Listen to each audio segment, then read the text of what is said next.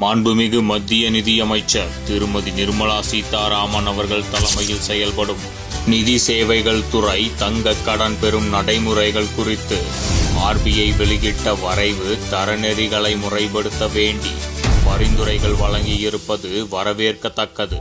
புதிய ஒழுங்குமுறை விதிமுறைகளிலிருந்து 2 லட்சத்திற்கு கீழ் கடன் பெறும் சிறுதொகை கடன் பெறுநர்களை விலக்க பரிந்துரை செய்திருக்கிறது. இருப்பினும் விவசாயிகள், சிறு வியாபாரிகள் மற்றும் பொருளாதார நிலையில் பின்தங்கியுள்ள மக்கள் தங்களின் அவசர தேவைகள், மருத்துவம் மற்றும் கல்வி நிதி தொகைகளை பூர்த்தி செய்யக்கூடிய ஒன்றாக தங்க நகை கடன்கள் இருப்பதால் அனைத்து தங்க நகை கடன்களுக்கும் விலக்கு அளிக்கப்பட வேண்டும் என வலியுறுத்துகிறேன்.